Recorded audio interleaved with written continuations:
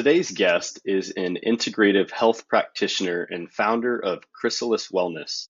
After navigating thyroid cancer, burnout, hormone, and gut issues in the conventional medicine system, she now teaches other women how to work with their bodies using functional medicine labs and mind body shifts. Thank you so much for taking the time to join me on the Live Thrivingly podcast, Catie. Happy to be here. Thanks for having me. So, what you've been up to recently? I recently met you at the Source Chiropractic through a mutual friend, Hannah Donahoe, and it just looks like you're up to a lot of great stuff, building content and helping so many women out there. Yeah, definitely all different plates spinning at the same time. And I know we'll get into that a little bit later. But recently, I've been shifting more into the education and content space, not quite as much on the one on one side, which is really exciting for me because I want a lot of this teaching to be more accessible for more women and being able to share my wisdom, share what I've learned on a bigger platform. And being on things like podcasts, that has been a big focus recently. Awesome. Well, I love that we can have this space today for you to share a little bit more about your recent findings and all the good stuff. So, yeah, just to kind of start, I would love to hear kind of some more of your background and your life journey, and what led you to the point of becoming an integrative health practitioner. Well, I certainly did not start on that path. I started in political science and pre law. So, integrative health was not on my radar. But like a lot of other health coaches and wellness practitioners, I found my way into that space through my own medical and health journey. So, I was diagnosed with thyroid cancer a month before I graduated high school, which was really, I joke that it was a kick into adulthood, quite the welcome gift. And so I went straight into conventional treatment. I was treated at St. Jude since I was still technically a kid. And that I it was actually the easy part, which is quite odd because people hear the big C word, cancer, and they assume that that is just the most life-changing thing. And for me, it actually wasn't because I had been through multiple orthopedic surgeries. I had had iron infusions by then. I just assumed that my body was not going to last very long, which is an interesting space to be in. And so cancer was just another surgery to me, particularly because it was thyroid cancer, relatively easy to handle. It wasn't a you're going to die in a short time. And so I didn't take it seriously. And for 2 years, I just went through the conventional system. I was handed one medication and told that that would basically replace an entire hormone signaling gland at the age of 18. And so by the time I was 20, 21, my health went off a cliff. I was sleeping 16 hours a day. I lost half of my hair. I was constantly bloated, like looking 6 months pregnant. My skin was at a point where it would just flake off in sheets. I could tell that nothing was working. And the scariest part for me was the way my mental health and cognitive function declined. I went from being an all A honor student to having to withdraw from college for a year because I would lose my words mid sentence frequently, not in a, oh, I lost my train of thought way, but in a, I feel like I have dementia way. And when I took all of this to my endocrinologist in the conventional medical system, they told me I was just stressed, that I was a stressed young college student and probably needed an antidepressant and a higher thyroid medication. And I remember, I think my lowest point was just sitting in my car after that appointment and realizing that I was not going to be heard. But I also knew that this was not right, that I could not continue to live like this. And so I was introduced to a compounding pharmacist, and that was my first step into the non conventional system, into the more holistic, naturopathic side of things. And from there, I learned about functional medicine labs, and that is what was so pivotal in my journey and also in a lot of my clients is seeing these lab tests, not just what your endocrinologist is going to run or what your OBGYN might run. And those labs always look fine. But then seeing labs that dive deeper, that actually understand where the breakdown in your body systems are, and that you're not crazy. that your body has actually been trying to keep up with me burning the candle at every single end possible. And starting to understand how to actually rebuild your body and work with your body instead of just throwing more medication at it or throwing an antidepressant on top of that stress and assuming it's going to fix something. So that was most of my life journey. And then last year, I formalized my education because I had become kind of the wellness friend who had all those answers. Being the cancer kid at 18, that sticks around when people have health issues. They remember you.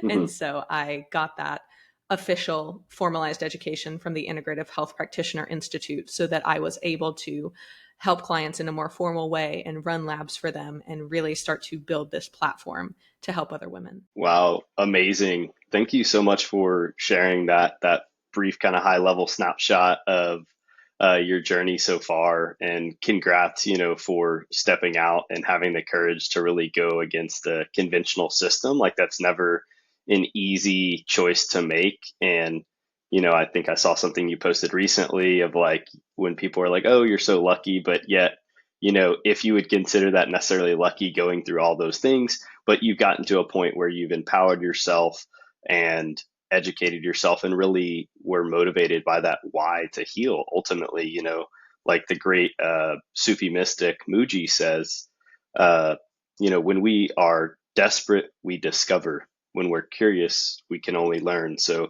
uh, you were really at that desperation point, and it started to fuel that journey towards, just from what it seems from the outside in, just a complete lifestyle shift, a complete shift in total health for you.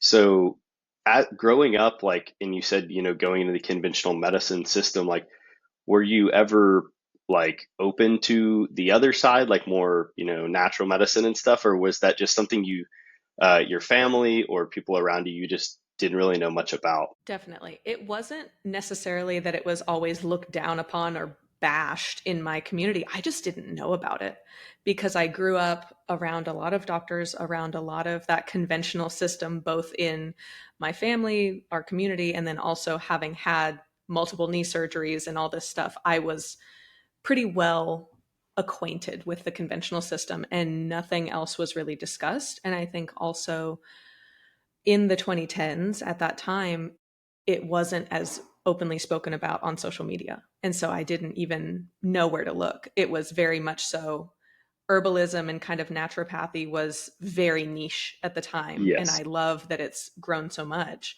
And I'm so glad that I'm able to be a part of that conversation now that this huge movement is coming up.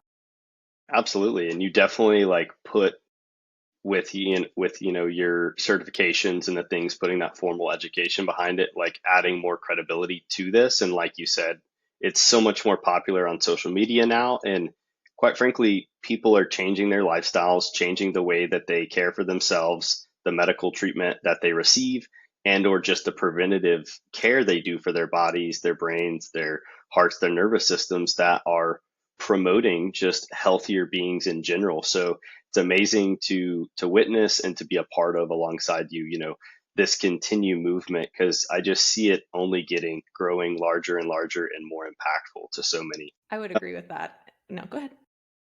Moving forward, a theme I kind of wanted to discuss with you was just that line between, needing more information and more commitment when we enter into, our own journey of taking back our health in our hands.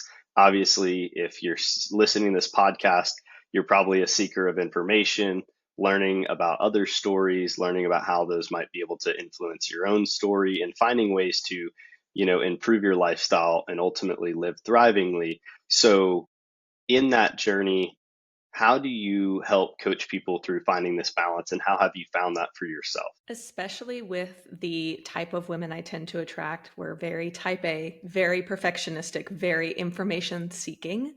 And we can fall into this trap sometimes of thinking that more data, more information will eventually bring us the ultimate one answer that's going to quote unquote fix us, instead of spending more time in that commitment in doing the unsexy things. That's what I talk about a lot is we love to go super niche on information, and I will get questions about the newest supplement, the newest everything, the most niche functional medicine podcast, which there's absolutely a space for that. But if I see that someone is not sleeping at night, does not have supportive relationships, is still in that all or nothing diet cycle, there's no wonderful $200 supplement that's going to fix that. We can spend a lot of time thinking we're being very productive with researching and getting more information. But if none of that is translated to implementation, that's what kept me stuck for 3 or 4 years, because I got so stuck in this analysis paralysis of, well, I'm not doing these 25 things. So it kept me from doing the first two big things. And I see that happen a lot, especially the double-edged sword of wellness and holistic health being so prominent on social media now and so in the zeitgeist and conversation, is that people view it as a comparison, and it's all a competition with each other to keep up with the newest and latest thing, instead of figuring out what actually works for you and your bioindividuality. Instead of investing in that relationship with yourself and your own body, you keep trying to find outsourced information. And so finding a balance between that, it's a constant dance. There's no one right answer. Very well said. I love the way that you articulate that.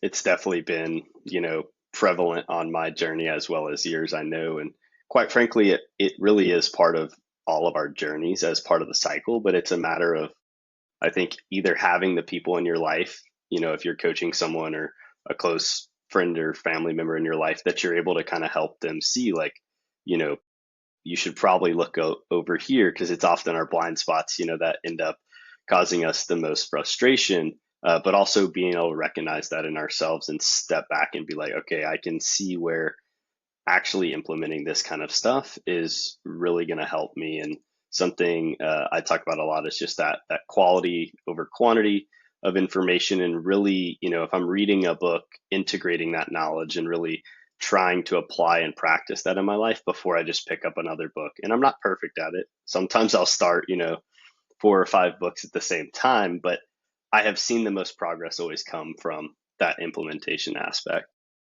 Hmm. And you and I are the same in that. I love juggling a lot of books, but then if we don't remember what you read, it never gets to sink in as wisdom. And that's so interesting in my teaching and in one-on-one coaching. I thought when I first became a coach, I was like, oh, I get to help fix all of these people and I get to give them all these tools. But most of my work is just acting as a mirror and pointing out those blind spots and just helping facilitate and let people do their own thing. And that's been the most fulfilling part of this journey. Yeah, and simply it's just, yeah, providing that container and that space for that to happen. And I oftentimes reflect on like my own offerings and things that I can bring people, and I just feel like being able to share space with someone and really like help them experience life in new ways and just be with their bodies, be with their hearts, like even though that can be incredibly challenging at times, I see that as almost the most potent thing at times. Like, instead of adding 5 more supplements and a big gym routine and all of that, and once we get that recognition, we're seen, we're heard, we feel supported, then we can begin the process of really moving forward and building those positive habits and integrating those into our lives. So I'm just quite curious, being a man. I do have 3 sisters, so I'm familiar with, women and hormone, like some aspects of hormones, etc.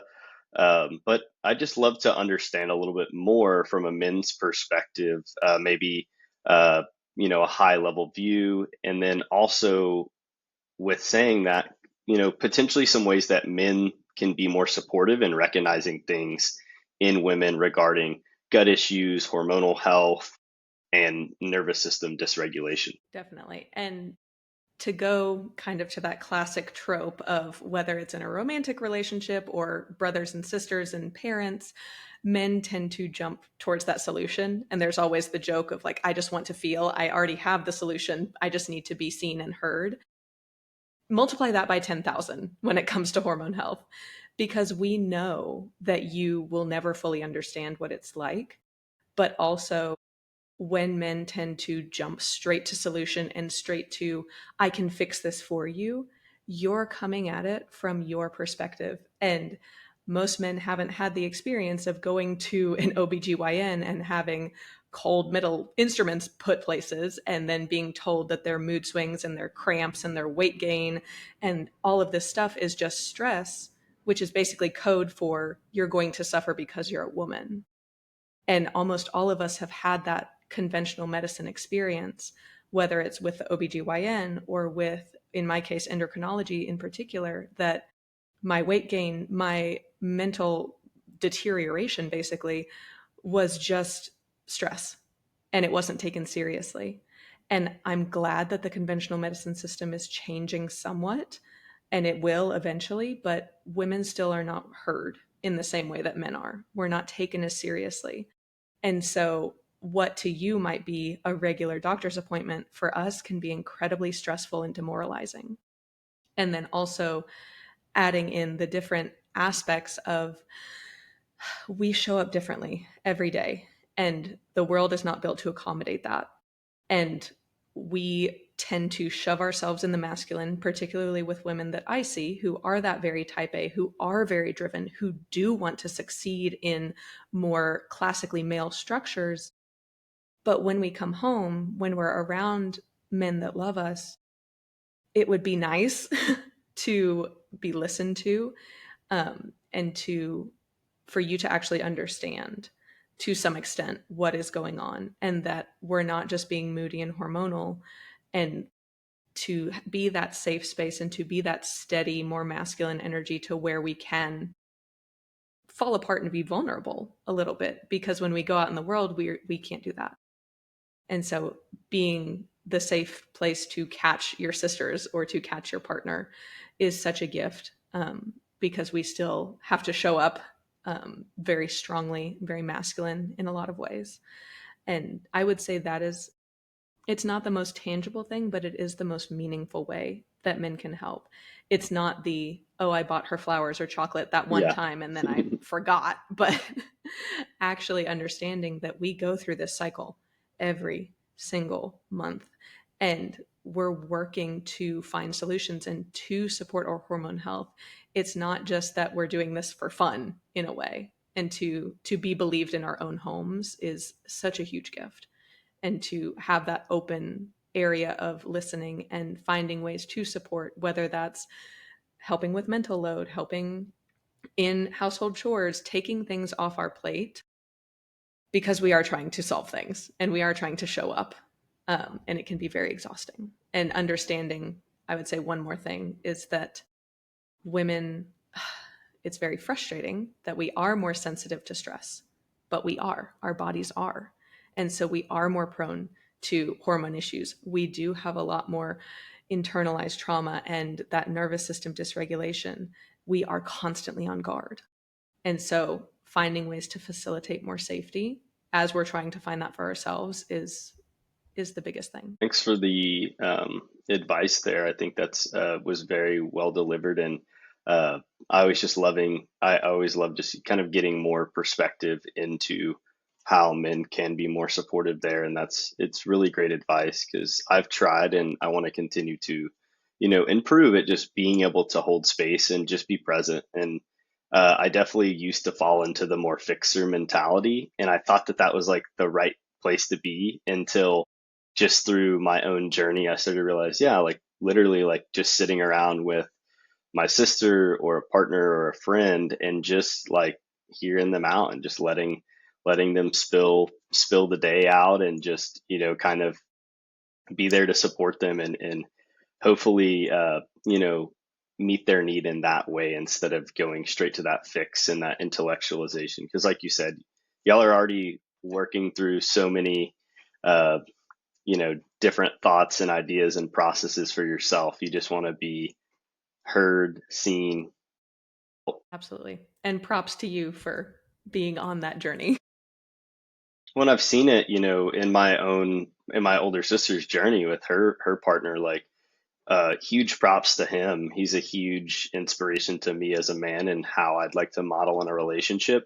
She is a prime client for you. Very type A as my mom is. Go, go, go. Our family has always been that way. My dad, my mom, my sisters, like everyone's overachievers, high performers, but with the negative side of that, with the burnout, with the fatigue and all that stuff, that only now as a family and us on our individual journeys have we realized like how unhealthy and kind of dysfunctional that is. And so we're kind of stepping back and working with another to nourish more and to um, regulate our nervous systems. And instead of just always being in that go mode, we can be in slow mode. Absolutely. And such a big thing is just learning how to rest. I literally put out a free guide on like different types of rest because we view it as just sleeping. But for us, type A, high achieving people, we can't sit still for more than 5 minutes. And that's not a good thing. We need to No, learn how to make creative space, how to make emotional rest, how to bring sensory rest, not just taking a nap. Because so often with that fatigue, I see people saying, well, I sleep 8 or 9 hours a night and I wake up feeling like I got hit by a train. And yes, there are things we can do to remineralize and support your adrenals on that physiological level, but also if you're not tapped in spiritually, creatively, mentally, you have to refill that cup. and it's such an interesting kind of paradox between go mode and rest mode, and that so many people think in order to create and achieve in life and be successful, like that rest is a secondary to that. And I love that we just brought up the topic because I do write about it in my book, and at times I reflect and I almost think it's a little bit like demasculizing of myself to write a chapter called Sacred Rest, but I know for myself and my own journey how important sacred rest has been for me to balance that masculine feminine dynamic within myself as a male. And in the females I've practiced with, yin yoga, nidra, yoga nidra, these type of things. And especially just within our times and how much more prone to nervous system dysregulation we are in because of just that constant fight or flight kind of state of our social structure and our culture. Absolutely. And that sparked one. I love that you talk about sacred rest, but as women are getting so much support on this hormonal side of things and on understanding cycle syncing, and we talk so much about, okay, well, our phases are like the seasons, we go through that every month. Humans, period, are cyclical beings and we follow the seasons. And I think that's a wonderful thing for you to shed light on in that more masculine way of you still have cycles. Yes, you reset every 24 hours, but you're not meant to be in constant yang energy, in constant blooming and producing. All of us have to take time to rest. And as women are having more of this moment, to understand that the flip side is also true. Everyone has to rest. Yeah, so I hope that I can continue to be an invitation to more guys. I've got a bunch of my buddies and stuff that I've got them into yin yoga and stuff and like slowing down. A lot of them hate sitting still and like doing those poses, but they're like, and it ultimately ends up being so challenging just to like sit in a pose for 5 minutes. So I always challenge anyone that's willing to go to a yin class and stuff because it's oftentimes easy for us to do a more yang based class and move around and sweat, but can we slow down and really reap the benefits and kind of the inventory process that happens, I feel like, to our thoughts and feelings when we can drop into those states that ultimately can make us, you know, a better man, a better leader in whatever, circles and in business and our partnership and our friendships. Yeah, moving along. I'm curious as how you kind of manage tending to the demands of an entrepreneur and also just kind of your personal needs. It's definitely been an adjustment. So I used to run a home bakery. This is not my first entrepreneurial foray. It is very different though, because in that first round, it was a product based business. It was completely I have to go source everything. I have to show up and sell. I have to manage clients. I have to manage social media. And that constant turnover was a big part of my major burnout. And so there is definitely that underlying fear to navigate getting back into this. And especially with the standard of, I'm helping other women slow down, I'm helping other women heal and show up in a more refreshed way. And so if I'm not in alignment with that, I'm very aware that one, it won't go well for my body, but two, energetically, that is not authentic. And so it's been very interesting navigating a different type of entrepreneurship and Yeah. saying, okay, how can I either work with my energy levels, whether that's synced to my cycle or whether that's just between travel and everything? How can I work in these shorter bursts instead of showing up and working for 10 straight hours every single day? Giving myself the flexibility to show up differently every day. And the nice thing about social media, and especially with podcasts, is this content is around. And so when I'm building up a body of work, essentially, whether on Substack or podcasts or TikTok, whatever, understanding that people will be able to have access to that, and that having access to me in real time is not always necessary. I can still be of service without constantly giving, because going hand in hand with that type A and people pleasing type of thing is feeling like you always have to show up. And I have finally made the decision that if I am not showing up well, if I'm not showing up authentically, it's not serving me, it's not serving you. So I will catch you tomorrow, basically. And that has come with taking more unplugged days on the weekend Hmm. to be in community, to be with my partner, to go outside, to reconnect with nature, because that is going to help me show up better. If I can show up at 90% for 5 days during the week and then reset, it's better than showing up at 50% for 7 days a week and then eventually burning out again. And that's very uncomfortable because in the business space, I'm sure you know this, being in entrepreneurial TikTok land, everyone talks about you have to wake up at 5 a.m. It's still that very Yes. hustle. You have to push through in order to earn that rest later. And I just know, one, from my personal experience, and two, from everything I've studied, it does not work like that, because your body's going to pick that rest time if you don't make it. And it's hard because I do still have that personality that wants to not sleep and wants to just push through.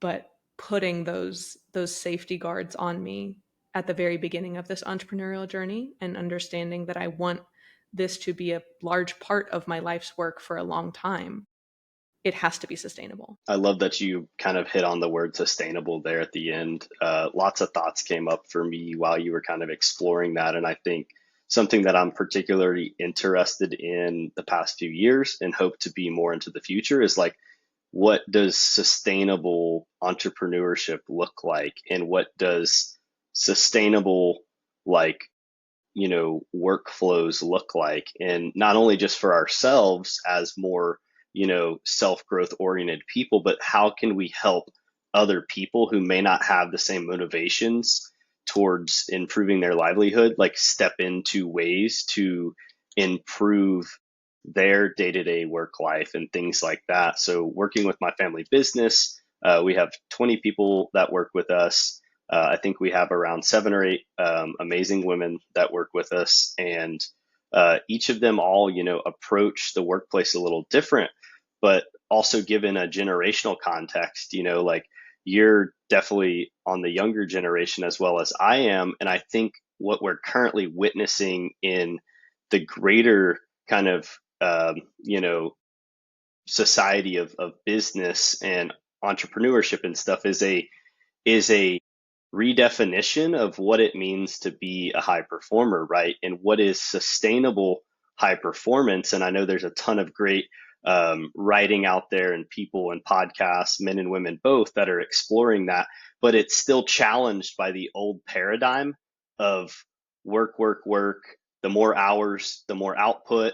And so I personally feel our business in that limbo between the old paradigm and the birthing of the new paradigm. And I'm trying to breathe life into that new paradigm within our business. But given certain industry constraints, it seems challenging to meet the demands of the industry and be competitive in your industry and embrace some of these more sustainable practices. But I see that shifting in the long term. And, the highest level view of this is really just a shift from more masculine directed entrepreneurship to more of a feminine directive, which is, the attraction and, um, you know, a creation of abundance without having to go out and just hunt it down all. And I was just sitting here like pinging as you're saying this, because right before you said masculine, that makes me think of, yes, there is a necessary level of structure, regardless regardless of what industry we're in. And so how do we take that old, very rigid structure that says, okay, X hours equals X output, and say, how do we maintain some structure? Because there's always going to be that yin and yang, but it's shifting more feminine, it's shifting more intuition, it's shifting more creativity. And that's something I love seeing with clients that I see in my community. I have environmental lawyers, I have stay at home moms, I have nurses who are doing all of these things, and seeing people across different industries starting to wake up and say, okay, what I do at work directly impacts the rest of my life. And what I do as a quote unquote real human when I'm not at work impacts how I show up in my career. And so rediscovering that creativity, having hobbies, quite frankly, and using that as a form of rest and expression is going to bring more of you to work. And then you're going to have more of you left over for your outside life. And so I agree. I think it's going to be very interesting over the coming years how we see this on different industry levels, both in entrepreneurship and in larger businesses, this pull, because people are craving to be more of themselves and not have this almost like severance type feeling when they go to work and they just clock out and then they get to be a real person again. We want to actually live our lives, regardless of whether we're in the office or at home.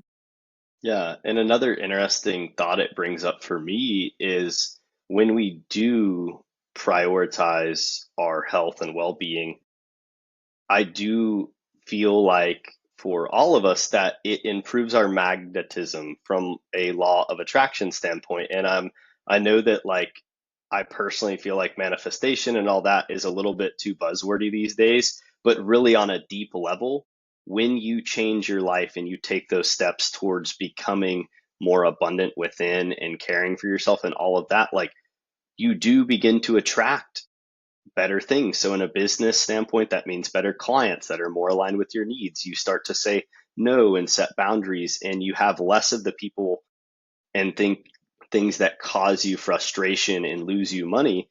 And you begin to attract more of these abundant opportunities that can bring well-being to your life, greater friendships, and ultimately, financial wealth and prosperity, which, most people are seeking in some form or another, um, due to its ability to, provide um, more security in our lives, quite frankly, because it's quite expensive to live in this day and time. So to want to receive value for what we put out in the world is very um, it's it's very normal and honorable to do so. But I think there's a lot of things to be, questioned of ourselves, of, why we are the way we are in our business and how we've come to believe that, right?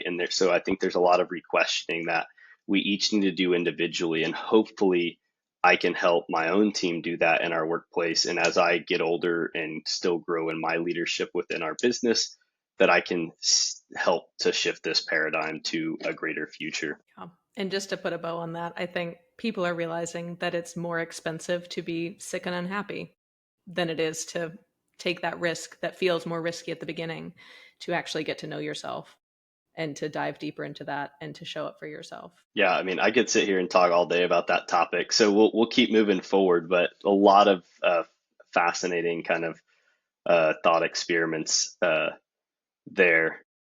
Just to kind of shift gears, I thought of this a few moments ago, but like in just kind of your daily life, like I know that, you have this business, Chrysalis Wellness, and you have a lot of different communities and things like that.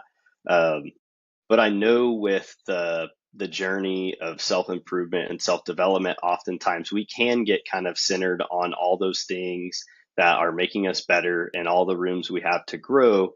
And specifically when it comes to more like positive habits in our life and letting go of those negative ones, how do you see also being able to kind of embrace the messiness of the human experience and the the cake at the wedding and having a couple cocktails and stuff like that? I feel like oftentimes we feel like we have to like cut ourselves off from that to live a healthier life.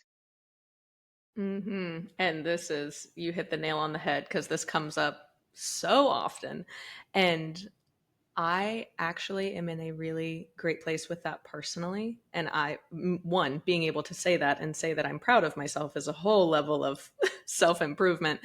But I see this a lot that when you are on a quote unquote healing journey, the way I phrase it to people is okay, we're going to do a 3 to 6 month, more intense, maybe 90-10 lifestyle of very intense healing, very compressed.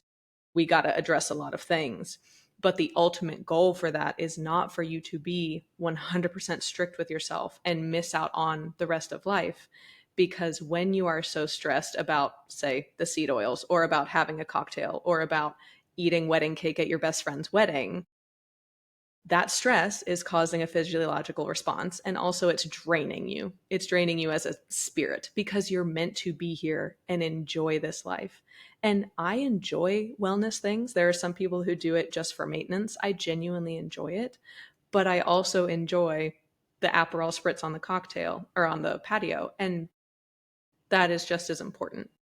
And so figuring out what your maintenance level is, and the deeper thing here is understanding that after 3 to 6 months of quote unquote healing, you are not set in stone to where you will never get another cold, you will never get another anything. Life is cyclical and life changes.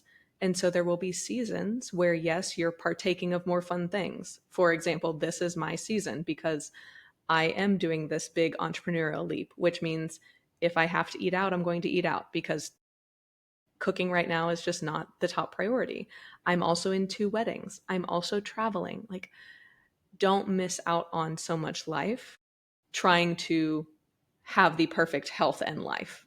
Because ultimately, what are you passionate about and why do you want that healthy body?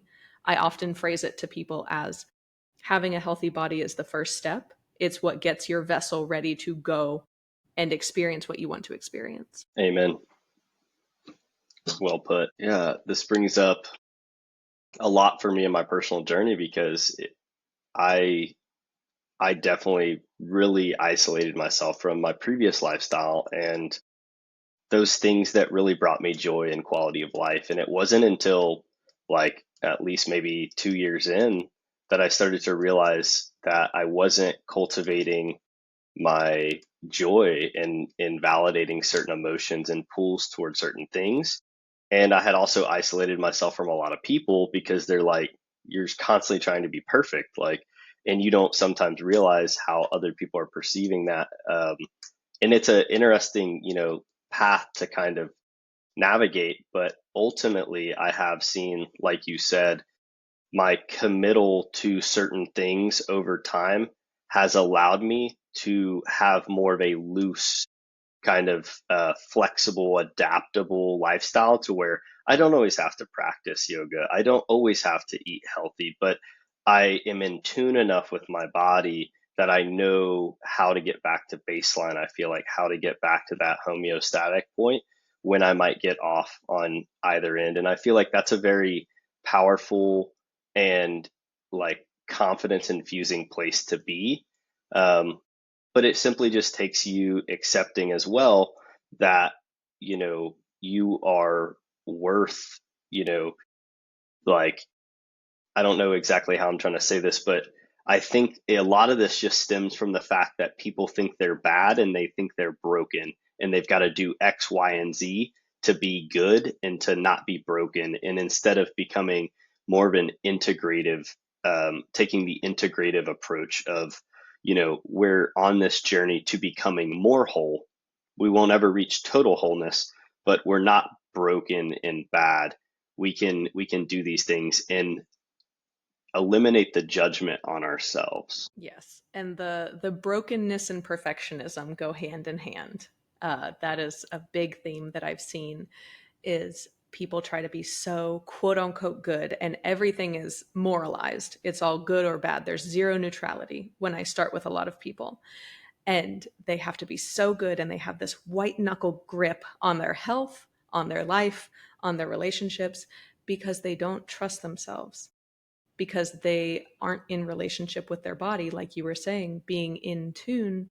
If you can't hear any of your body's signals and you've only experienced bad symptoms, quote unquote, you're going to assume that the preset is for you to be sick and broken. And you have to keep that at bay and constantly fight against your body. And back to that point of working with your body, that it's a relationship. Your body loves you so much to get you through all of this crazy stuff.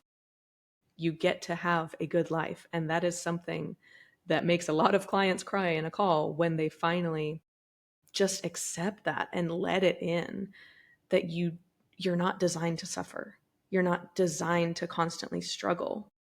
You're allowed to release some of that grip and it's not all going to fall apart in the next 5 minutes. It is really it's a profound moment to meet yourself there and to give yourself that acceptance. It's not by any way simple to get to that point, but it's 100% achievable, I believe, for every human being that has the courage to to really look at themselves and love themselves. It's like the hardest.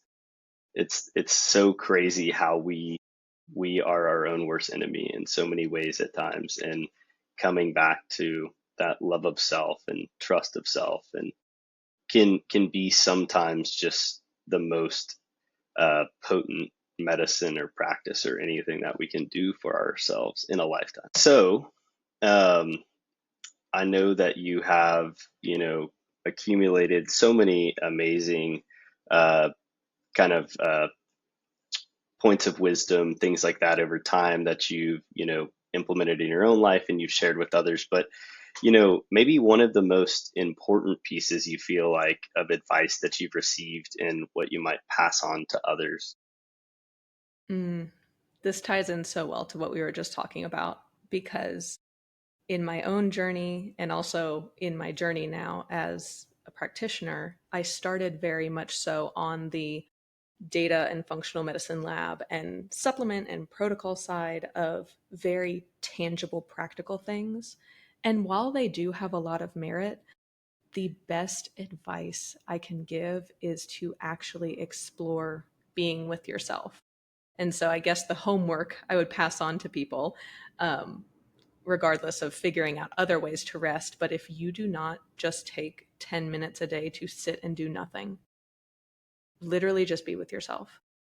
And it's going to be incredibly uncomfortable when you start because I say it's like watching the ticker at the bottom of the news, like all the headlines that's just going. And that's what's playing all day. Exactly.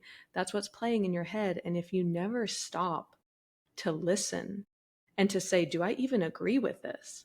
So much of what fascinates me and what I'm unpacking in my own journey is this subconscious and working to bring your spirit basically back into your body, because a lot of us feel so flat and yet so overwhelmed. And so give your spirit space to breathe. That is going to take you so much farther than the perfect supplement stack. You have to promote this sense of safety in your body, in your mind, make your mind a kind place to live. That is it's advice, but it's also the hardest thing. It is the hardest thing and something that you will work on for the rest of your life. But actually slowing down in a world that is designed to keep us constantly consuming, constantly overwhelmed, constantly just slammed with information. What is your actual truth? What do you actually believe? Form an opinion about yourself. Figure out who are you. And that takes stillness and solitude. Beautiful. We've covered so much ground here very quickly as well. You're very articulate, and I really hope that if listeners are still continuing, that you're gleaning some things from our conversation today, because this has just been so delightful, Catie. As we kind of, round off the episode today, I always like to ask my guests and people I meet in my travels through life, when you hear the phrase live thrivingly, how do you interpret this phrase? I think it actually ties together what we've talked about very well of you don't have to be in survival. You get to have, when I think of thrivingly, I think vibrant and joyful and actually being in your life, because so much of our life is just reactionary and just trying to stay afloat. And that something I talk about very often is you weren't born to swim and struggle. You're born to float. You're designed to float. And you get to have that level of playfulness and ease when you allow it in. You just have to release this huge grip, and you get to live in that thriving state. Awesome. Great answer, Catie. Yeah, so would you mind sharing a little bit about your specific offerings? I know at the beginning you kind of hit on you're in a phase of focusing on more educational content, stuff like this, but you do offer one-on-one coaching, and anything else you'd like to share kind of about what you got going on and what people can be on the lookout for.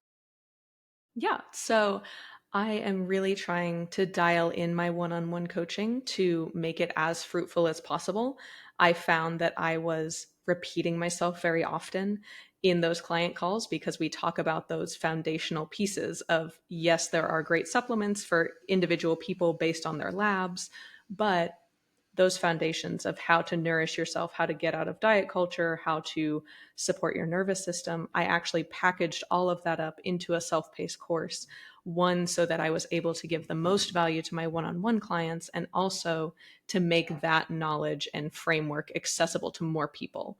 I have several different free resources, from how to get off of birth control, how to understand your thyroid labs, many different points of entry, including that rest guide, which I recommend everyone, male and female, get.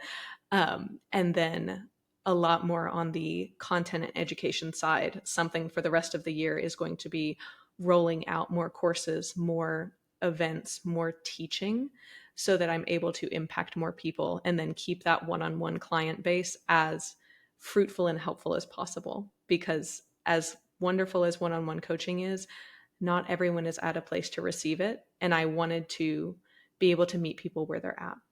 So that is all of my stuff. Sweet. Sounds like you've got a lot of really cool stuff going on. I hope that some listeners here today, if you don't already know her, can get to know her, and take advantage of some of these resources and taking your health back into your own hands.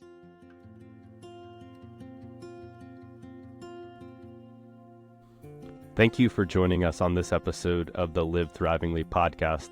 I'm your host, Jackson Hall, and I hope you found inspiration and valuable insights to help you thrive in both your personal and professional life. Remember, the journey to living thrivingly is one step at a time, and we're here to walk that path with you. If you enjoyed today's episode, please consider subscribing, leaving a review, and sharing it with someone who could benefit from these conversations. For more resources and updates, be sure to visit my website at livethrivingly.com or visit my social media page at Instagram at livethrivingly.